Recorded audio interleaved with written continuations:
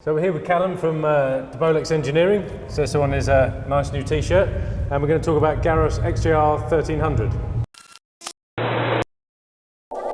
So Gareth, who you saw in a previous video, was one of the founders of the bike shed, helped us out in the early days, has since become a bit of a hoarder of custom bikes, and this is what, his third one that he's had built recently? I believe so, yeah. Not all by me. Not all by Callum, no. I went on the launch of the XJR1300, and I remember the conversation with Gareth going along the lines of, yeah, that seems like a really practical bike. Then a week later, I bought one from a man up north. I think I'm just going to keep it as a standard bike. And then this happened. Yep. So just talk us through what you've done, and I guess first of all, the bits that you've put on the bike. Gareth mostly bought off eBay and did his usual magpie thing of collecting loads of stuff and then going, here, I'll build that.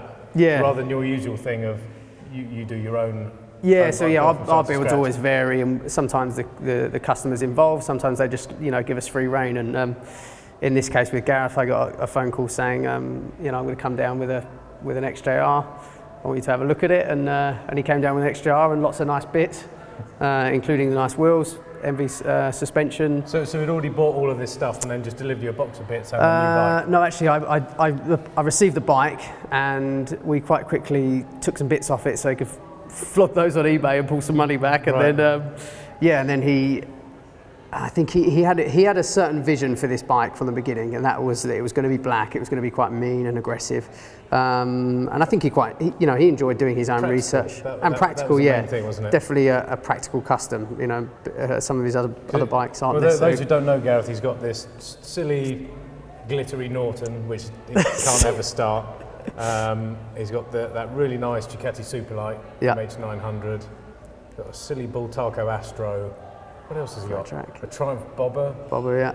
Oh, and a Euro sidecar. Euro sidecar. Which I guess is practical, but this is supposed to be the most practical one. So yeah, so for us, he wanted to be able to carry a passenger. He wanted it to kind of look cool and custom and single seat, and but also wanted to carry luggage. So that left us with a few problems, because trying to build a single seat pillion luggage rack is quite difficult. So that's when we came up with this design for the tail, which is a 3-in-1 tail, if you like. Well, let's jump onto that in a minute. We'll start at the front. So these are cool. Forks off of what, MV Augusta, is it Brutale or something? Brutale, yeah, I believe. Well, they're Marzocchis, aren't they? Yeah, so I think they're one of the fattest forks you can on the market that come on a stock bike. So they've got real big fat, mean front end. They're really short on the XJR. And it re-anodized, or was that how they? No, they're in very good condition. Yeah, so nice. Yeah, we just give them a little service, and they're good. They're not stock triple clamps, are they? No, they are again clamps which he supplied, which came, I believe, from a German manufacturer. I don't know the name of the company. It's not written on anywhere, is it? No. I'll have to find out about that. But yeah, so quite quickly, and the wheels came as well. So quite quickly, Kineo wheels. He says Kineo, doesn't he? Yeah, I never know how to pronounce it. More exotic. Yeah, that's it. Kineo. Stock discs. ISR discs. Basically, ISR discs. ISR. We basically got a few parts arrived. We quite quickly had it sitting on wheels with all the stock sort of suspension and that off, and then we had a box of ISR bits which were all labelled perfectly in bags. And if anyone's ordered ISR parts, you can only get them in silver. So Gareth asked to have them supplied in pieces so that we could anodise them from ISR. Yeah, so we could anodise them black, and then I could work out how they go together. So he's a difficult customer, even at the supplier end, not just yeah, the builder, exactly. Right? Yeah. And so that ISR setup, are they? So that's four pots. 4 piston calipers. Yeah, monoblock calipers. With these. Yeah, they're kind of massively over-engineered levers. I don't even see those down. They 2-3-way adjustment. Yeah, you can adjust where the fulcrum point is, and then obviously the lever point. They're meaty old things, aren't they? Yeah, and they kind of suit the look of the bike. They've got a nice aggressive look. With the integrated master cylinders, nice, no horrible pots sticking up, and all the integrated switches. And that's something that they do. Yeah, so they do various different clamps on the back, and you can get 2-button, 3-button versions. And they're their own buttons, or they're not a moto and insert or anything? No, like that. That's it. Right. Yeah, all their own buttons. And that's all disappears inside the bar and then comes out here. Wires come out in the middle. That's it. And Motoscope, is that a Pro? Motoscope Pro, yeah, that's it. Motor Gadget, Speedo, really good. it's kind of the motor gadget stuff's just like the go-to really for us when we're doing speedos. They always work. Has this had a rewire? Not fully, so we've rewired the kind of light side of the system. Was that a pain?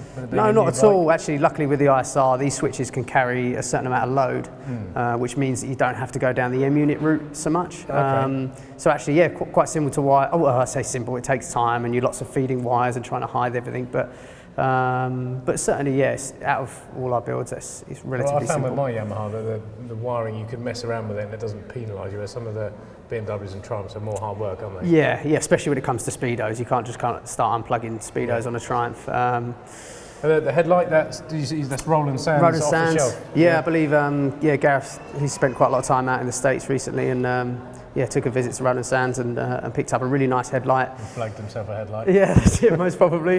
That's quite nice then, so that's... Really nice, actually, yes, it's built. Is that just a finish, or that's cast, isn't it, rather than billet? It looks like it's cast, yeah. Oh no, actually, sorry, no, it might be billet, and then it's had a sandblast and a clear and a black anodise. Little motor gadget pins.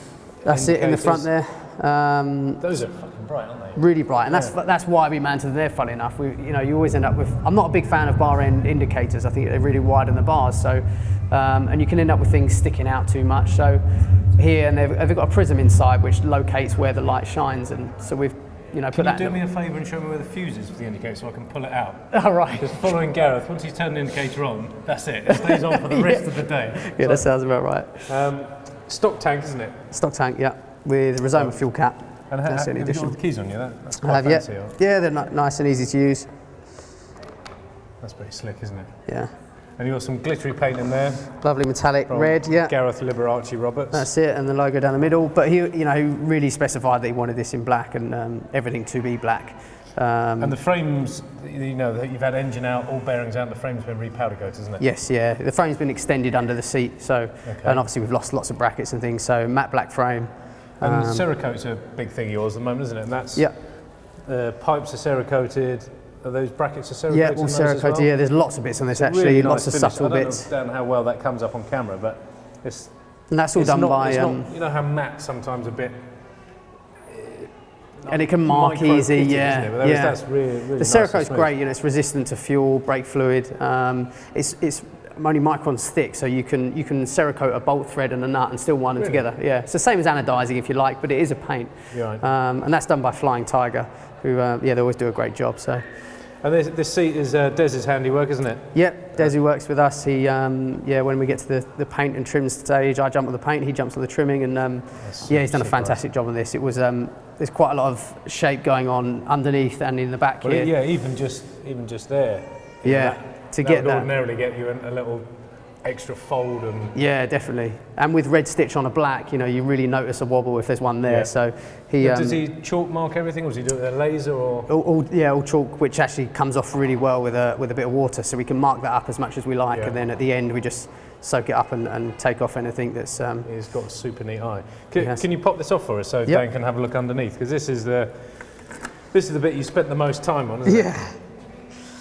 So I'll take that. Have a look under.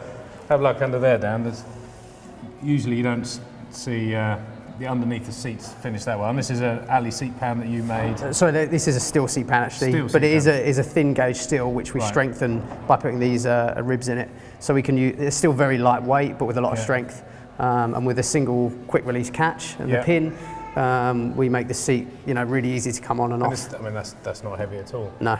Well, not that it really matters on a 1300cc bike that's going to have a pillion on the back.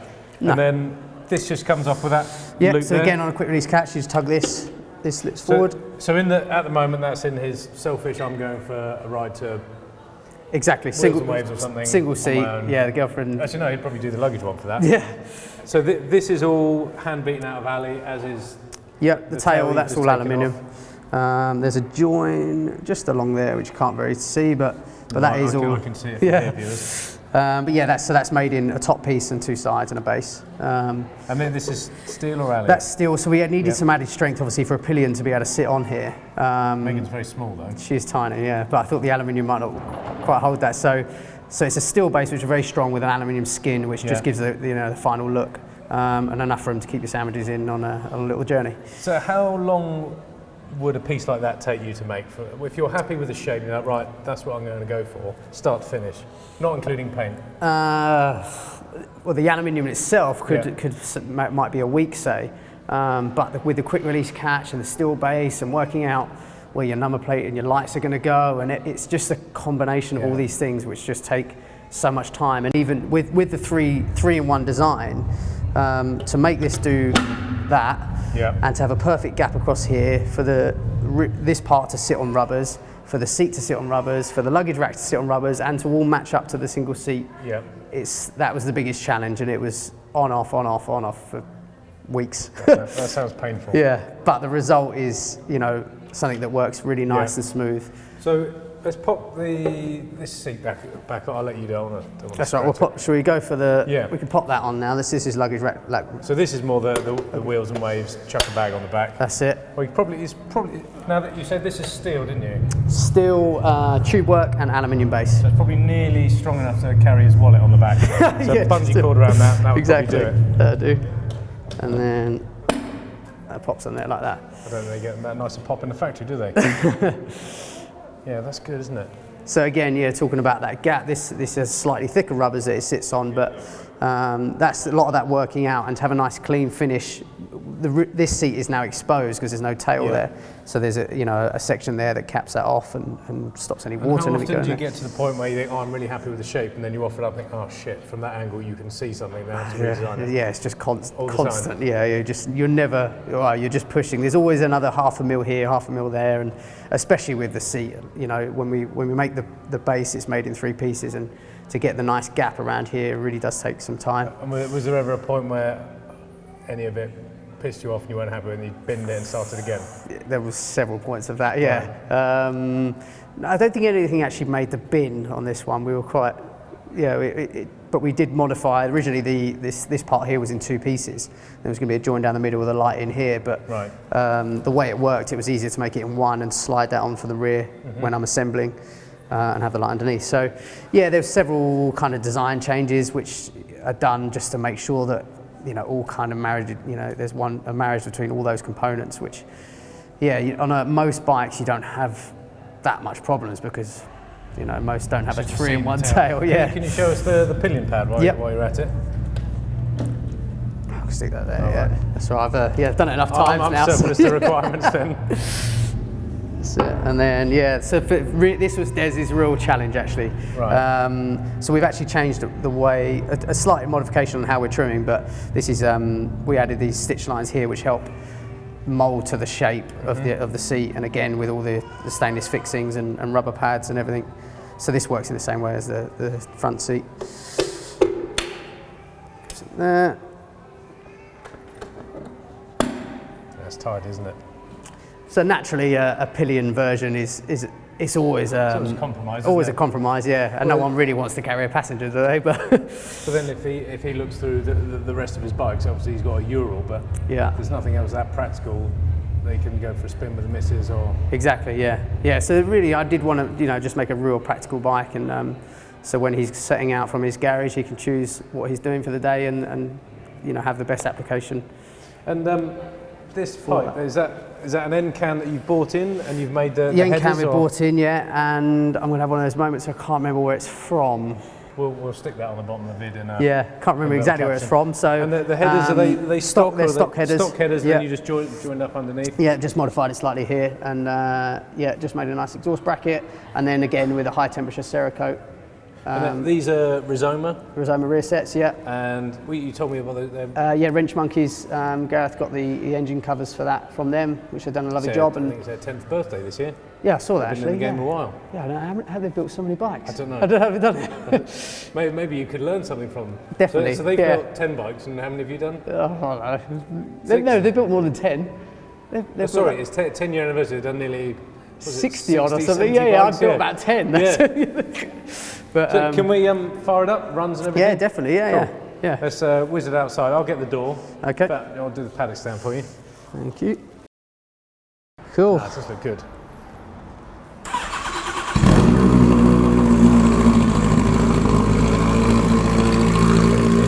That's quite leery, isn't it? Yeah.